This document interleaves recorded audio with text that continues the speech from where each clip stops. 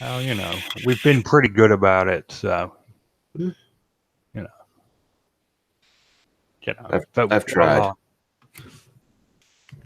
I know you tried, and I appreciate it.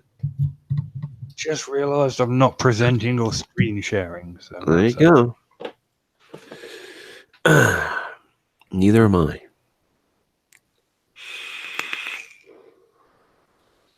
Here we go. Dun, dun, dun.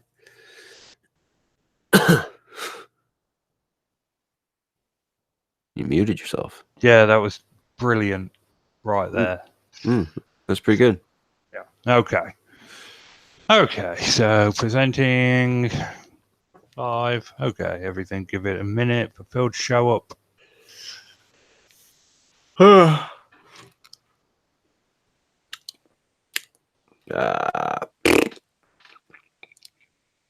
It's one of those days. Gonna be one of them days indeed. Yep.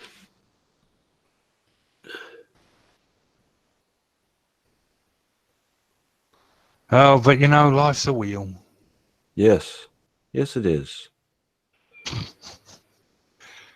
All right then. We'll just start. I feel We're going.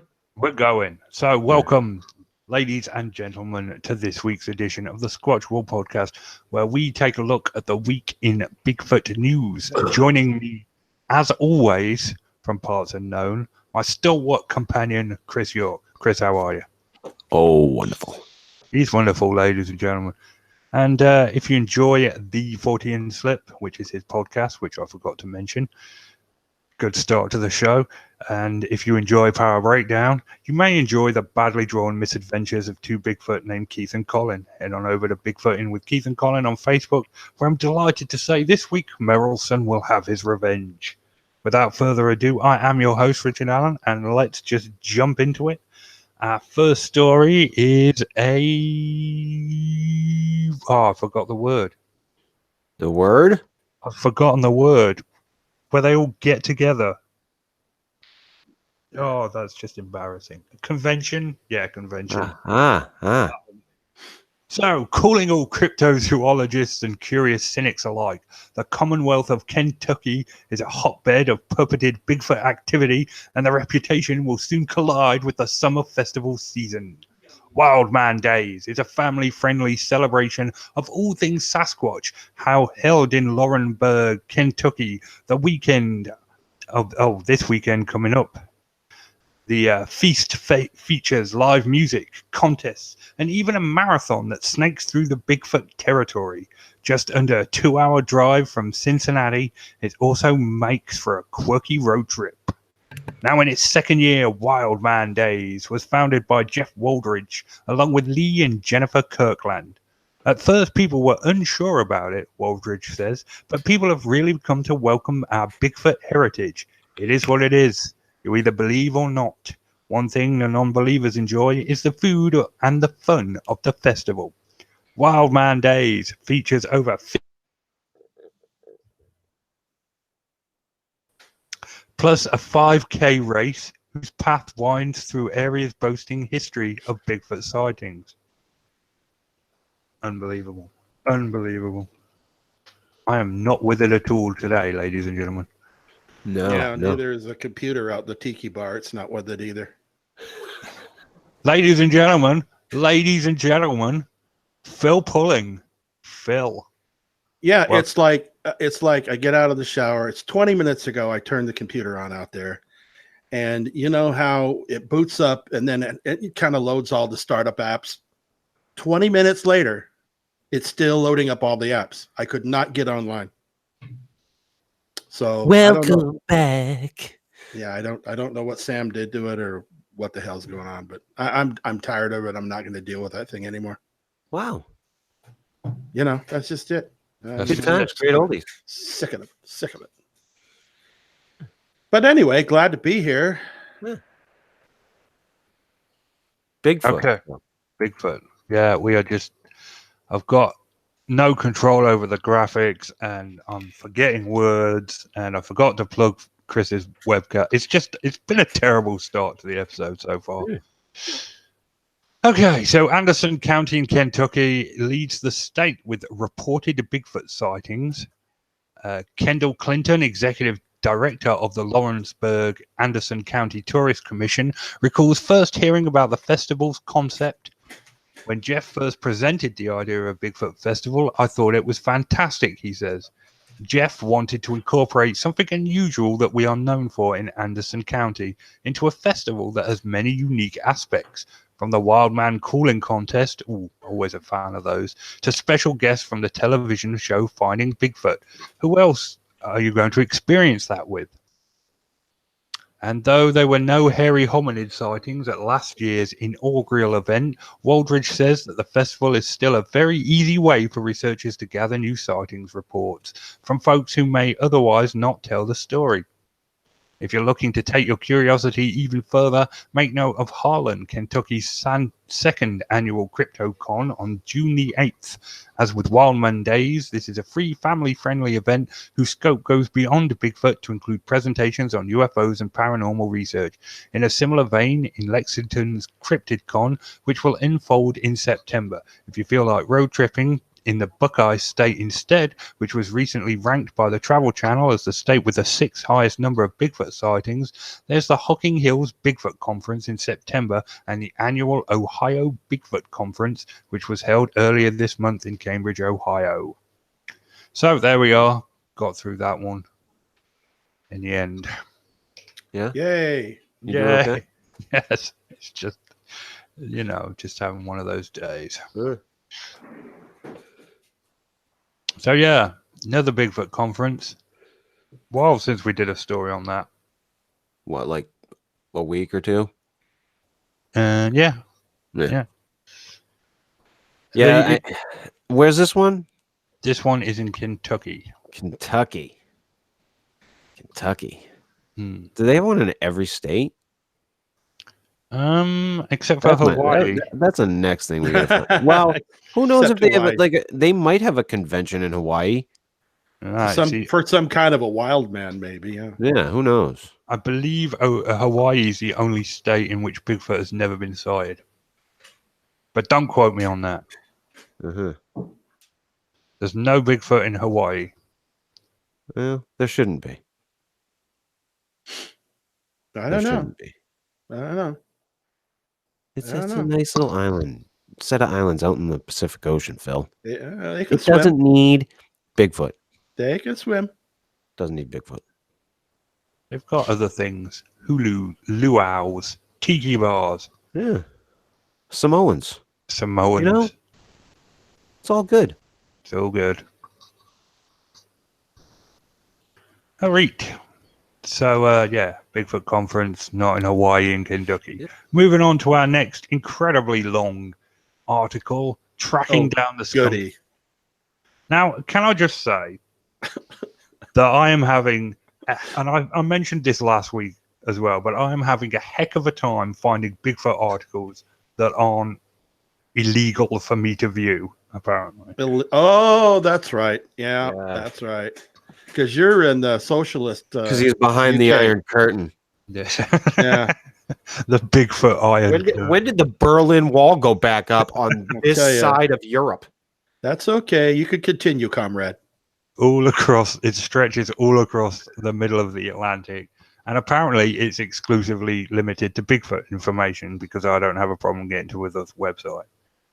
But I had to have a friend screenshot this and send it to me because I couldn't view it myself. So, okay. Good. Starts with the internet, then they burn all the books, take your guns, start rounding people up. Richard, it's coming, buddy.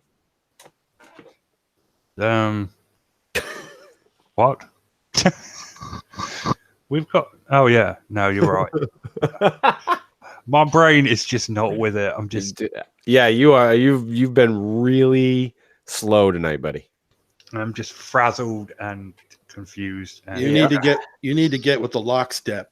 That I do. But they already took away our guns after Dunblane. Now you need licenses and stuff.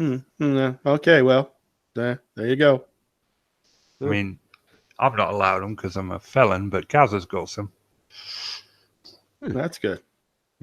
He can defend his house against whatever it is you need guns to defend against. Yeah, these felons killing rabbits out of season. That's right. There is no rabbit hunting season. Oh, yeah, Phil. Oh, yeah. Right, anyway, so moving back onto the subject of Bigfoot. Tracking down the skunk ape is the name of this article. If it comes across a bit jaunted, it's in screenshots, so I can't read it in one long lump. So, lima beans. Apparently, they presented a problem because they're poisonous. But according to a new research study conducted by Dave Shealy, lima beans are the preferred snack of the skunk ape. Oh, of course they are. Yeah, ask anyone up here in Washington State. They'll tell you. So apparently, I don't listen to anything skunk ape unless I hear Tim Fasano. WWTFD. The legend. What would Tim Fasano do? Exactly. What would he do? The man knows his onions. Listen. I don't buy into any other Florida researcher. I'm serious. Have you run this article through? Have you run this article past Tim Fasano? You should have before you even brought it onto the program, Richard. I should have sent it to him first and had him check. Maybe he would have done some research, gone out into the field, showed us some old tires, and got the job done. Yeah, boots on the ground, Richard. Boots on the ground. Boots on the ground. So the person who wrote this article is writing it from first-person perspective. He's going on a Bigfoot hunt with his 8-year-old daughter, and they're using a can of lima beans as bait. Now he's fed these lima beans to the local Bigfoot population, and they just love them. Apparently not. He doesn't believe in Bigfoot or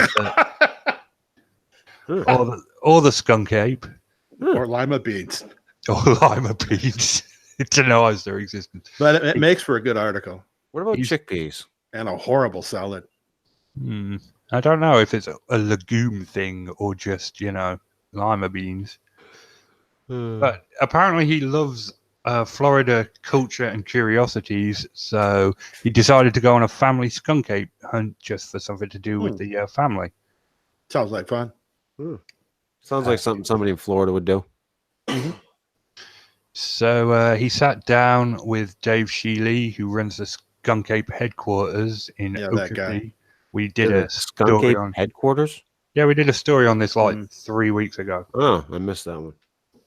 That's the guy that had the film of a guy running through the grass and said it was allegedly a skunk ape, and then the next thing you know, here's a museum, a shack that he built alongside the road there. Remember that article off Squatchable where they were all that couple were going around the museum and showing us all the curiosities and stuff. We have covered this before. Did they have a Bigfoot head in a box? Not that place. Not that place. Oh. No, you're thinking about Rexall drug. Oh. Rexall. I could surely use one of their brain cures right now. Yeah. Okay. So apparently the author hadn't heard much about Shealy since the whole late 90s video. But earlier in the 2000s, Dave Shealy was everywhere, all over the internet, all over the news, and that's when he set up his museum. Though he sat down with Dave Shealy for scouting advice, where they'd planned to go to hunt for the skunk ape. He couldn't find anywhere to camp because everywhere was booked out for the Everglades Roots Festival. And he was surprised that Dave Shealy called him back. Apparently Dave was able to find him somewhere to camp, and he went on a Bigfoot hunt with his daughter. They didn't find him, but he had a good time and enjoyed it. Great. Very good. Yeah. So that's not the place to find. The place to find him is out in the swamps, with the snakes and the gators. Yeah, because the gators have been hungry lately. They're just jacking people left and right. Boy, they are, aren't they? Yeah. Pretty sure. They've got some Well, they are. serious problems down in Florida. I mean, beyond like the fact that it's Florida. Well, I mean, it's like the gators are like traveling overland to get to these other lakes. I mean, we're talking like family lakes where, kids and that swim in, and all of a sudden a gator shows up.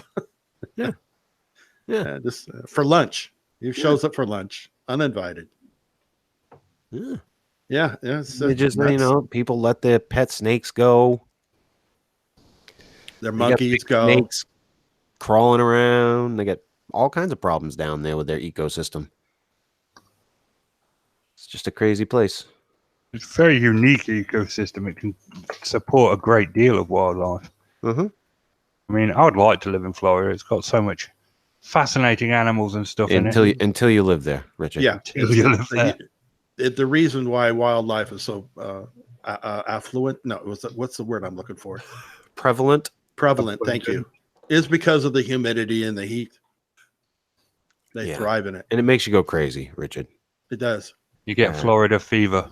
Listen, there's a reason why they refer to Florida man has done it again. It's a crazy place. Crazy stuff happens in Florida. You can't drive there. I've tried to drive there. Oh, I drove there. You can't. You can. No, You can get there. I suppose you can. You can get there. Just buy an old junk or used car if you're going to, though.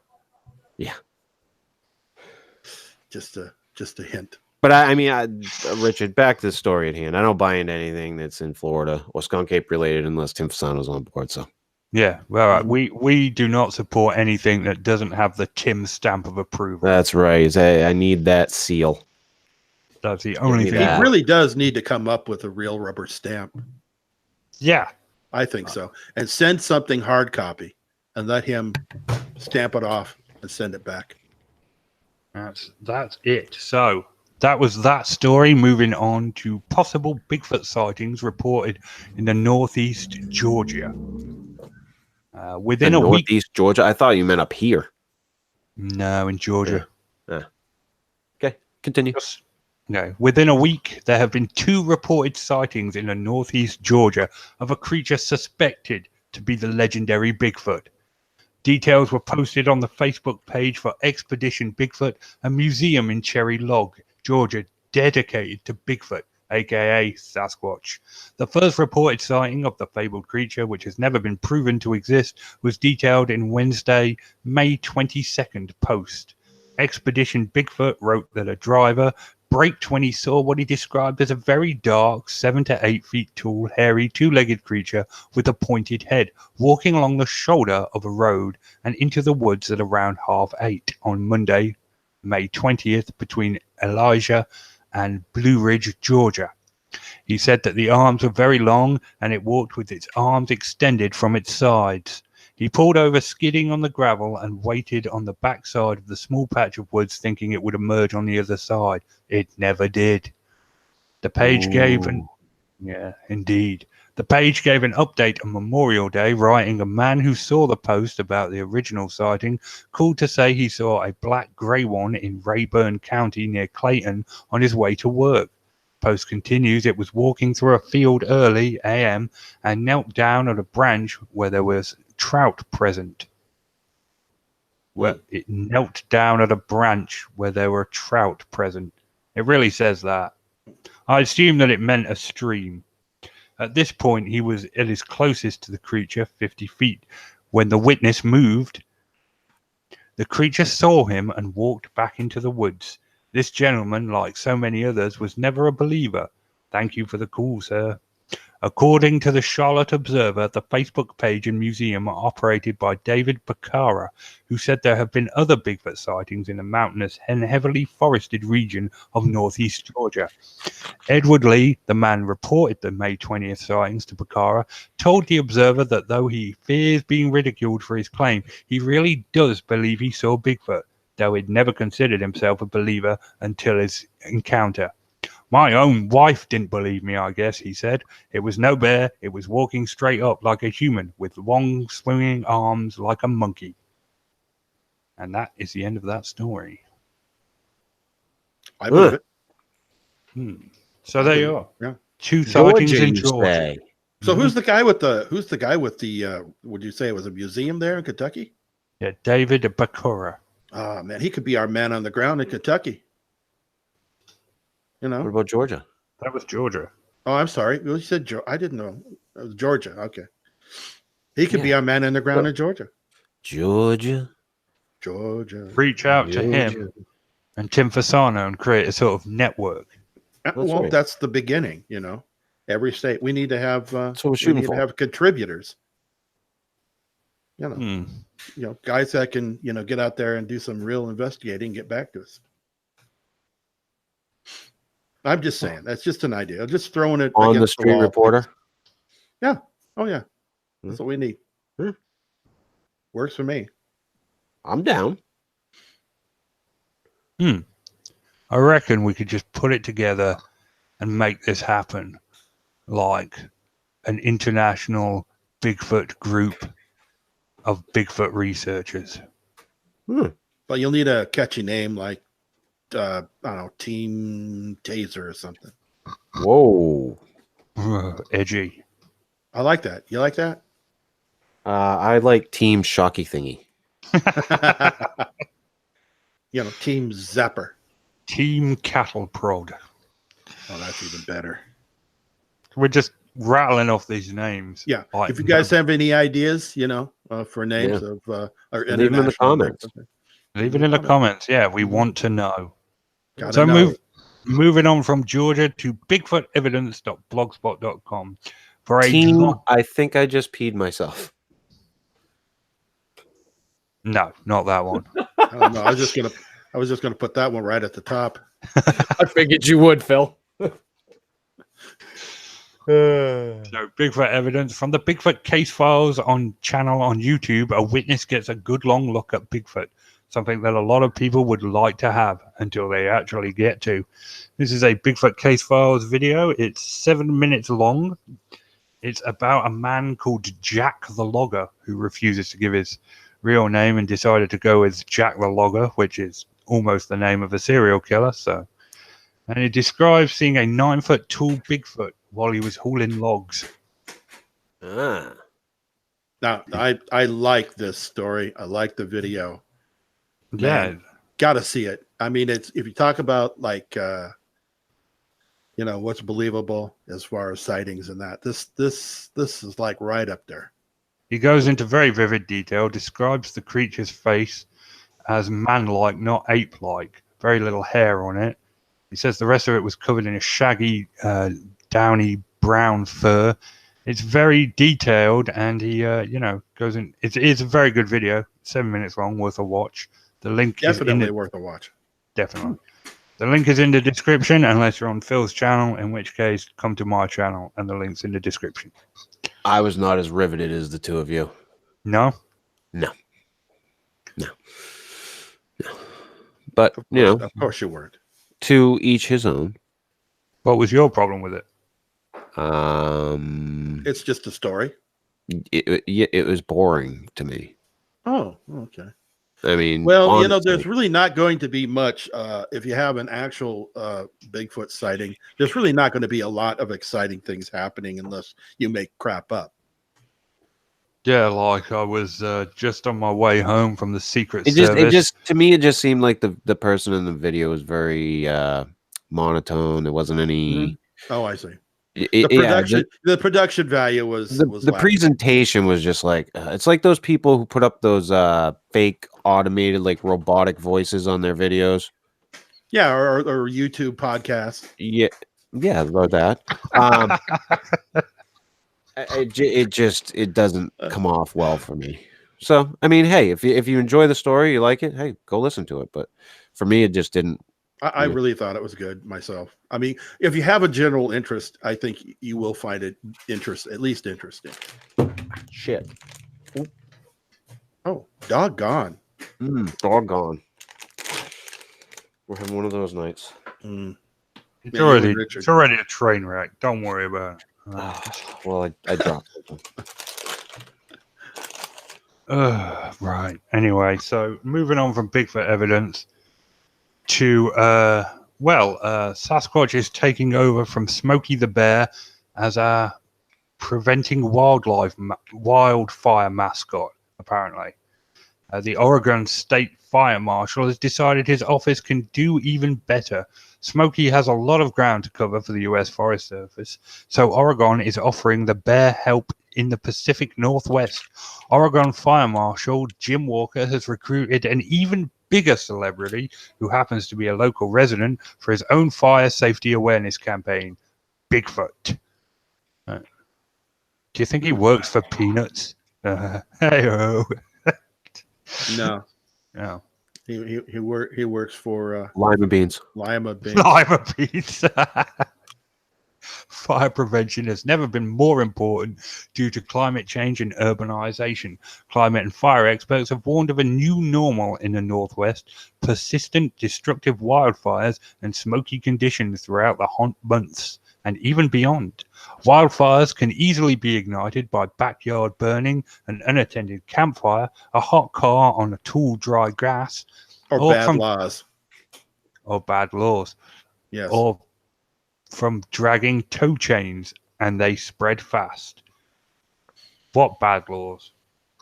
Well, I mean, if you live in California, their laws are based on the activists in the environmental community, and they're not allowed. They haven't in the last 40 years been allowed to cut like the sagebrush back and everything else, and they don't have forestry services going out and cutting down things that are going to ignite every year, and they don't want to interfere with the natural surroundings of the area, so they just allow this stuff to dry up, turn to tinder, one spark, and they got blood on their hands thanks to these laws that they've made. Thank you, Governor Brown. Well, we're not a political show. No, I'm just giving the facts.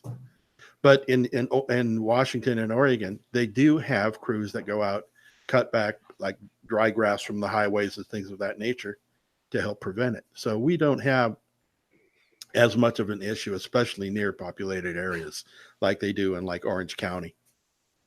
We have controlled wildfires in here as part of a land management campaign. Right. Mm. But anyway, I think it's a good Now idea you to got have. Smokey Bigfoot. I think it's a great. Hey, I sent you a Sparky Bigfoot. You did. Fire bad. Hmm. You should have used that up there on this story. Hmm. But I'll tell you, yeah, it's a good idea. We've all, been acclimated to advertising since we were born, and I'm just glad that they're still sticking with let's put something up that can just scare the crap out of kids. First it's that creepy Smokey Bear that like made me like cry when I was a kid and run away from the TV. It was friendly. Now it's Bigfoot. He's going to be a nice looking Bigfoot, a friendly Bigfoot. He eats lima beans, Phil. I don't trust anybody that eats lima beans. Yeah, I don't. Nah. I can't stand those things.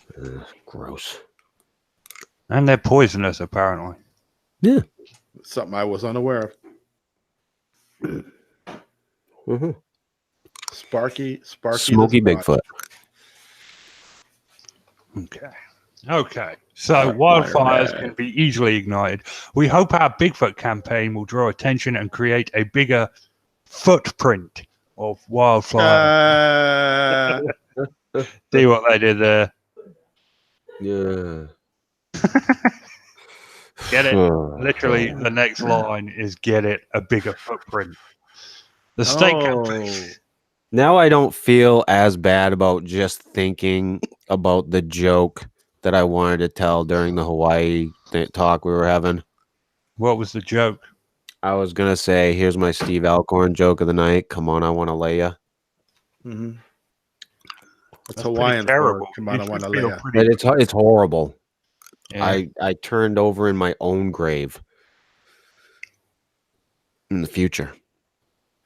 Bigfoot has been a pop culture icon in the Northwest for decades. The U.S. Army Corps of Engineers at the time wrote in its Northwest Environmental Atlas that Sasquatch's existence was hotly disputed. All these years later, the fascination with the creature lives on. So that's that. Bigfoot will now be the new Smokey the Bear. Just for that area? Just for that area. Okay, do they have a name for it? Because I already named a Smokey the Bear I think we should adopt it for the whole country. Sparky. I think the Chupacabra is going to be the fire mascot for Oregon. I thought that was like maybe New Mexico. Well, you know, he's trying to diversify. You know who should be the mascot for wildfires across the entire country? An arsonist. Mothman. That's who. The trash can man. No, the Mothman. He's the harbinger of fate. It would make sense for him to show up and be like, "I told you so," after a big fire. No one listens. Guy from Backdraft. Yeah. Dennis Quaid. If you go, we all go. I'm just in a mood tonight, Richard. Oh, well, you know, at least someone's bloody carrying this show because I've just.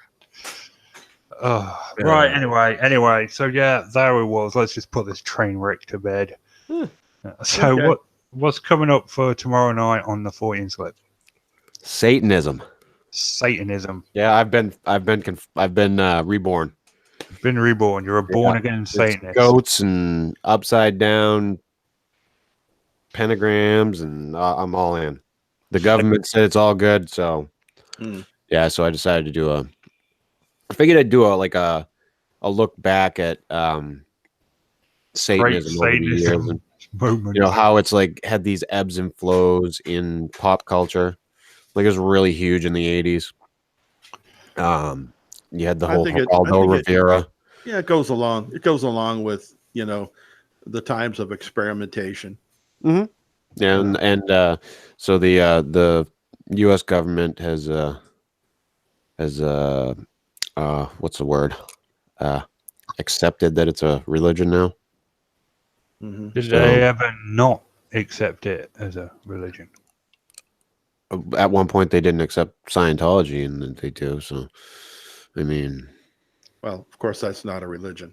And Scientology got in before Satanism. No, they do. You know, at least Satanism's got some, you know, it's got some history, some real clout. Yeah. I mean, the dude is kind of in the Bible. Kind of, sort of. Kind of, sort of. Yeah, it's mentioned a couple of times, I believe. Yeah. But yeah, that's what we're doing is Satanism. And then I've got a few things coming up. But other than that, just that this week. Last week we did zombie parasites. Very good episode. Yeah, this was great. But yeah. And Satanism. Phil, are you back to breakdowning yet, or are you still on your hiatus? No? No. No, I've been things have been happening. I mean, as if you know, family matters haven't hit me hard. It was YouTube decided it was going to screw me over too. So I'm like, I'm not doing anything until I reapply. So, and this is something. I mean, do you mind talking about it, Phil? I don't mind talking about it. Okay. All right. So here's like you had sent me a message about it. Yeah. So they are nailing you for being clickbait, right? Yeah, they've all of done YouTube this. Is clickbait. Yeah, they've done this to literally thousands of YouTube. Is it because you have a channel that is, you know, doing things under fair use? No. The reasons given was deceptive metadata. So if you, let's say, have a picture of a thumbnail of a swan and the story's about a dog, you know, that's deceptive metadata. If you have a title or a description that insinuates one thing and the video's about another thing, that's deceptive metadata. So, or if you have tags on there that include things that are really not part of the video. All of these things are called deceptive metadata, and people with very, very good channels, I mean, with millions of subscribers, this has been happening to them too, and it's really Well, and I'll tell you, I didn't change things because I had had any foresight or anything.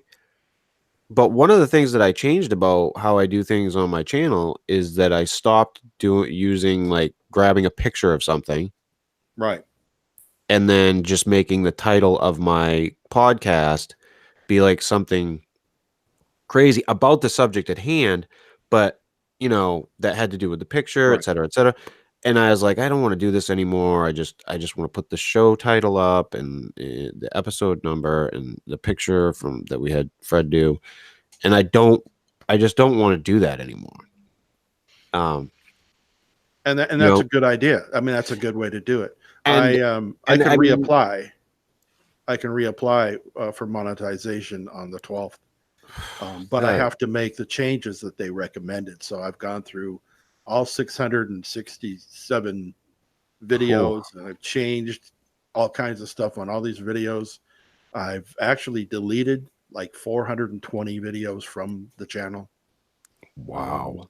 So yeah, it's kind of depressing, but I can imagine. but I'm not going to do crap until I reapply and they give me my monetization back. Yeah.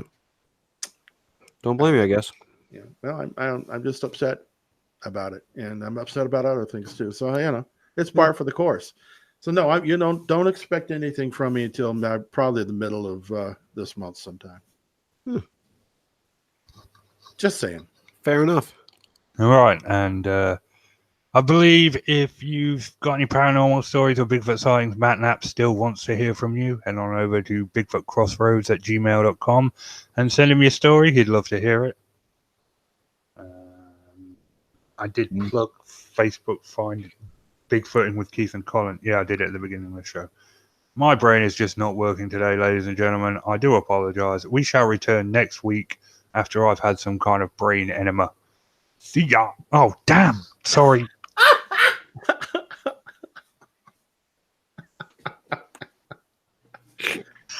I just can't. Oh my good God. I'm so sorry, Chris. See ya. I'm so sorry. Okay. Good night. Good night.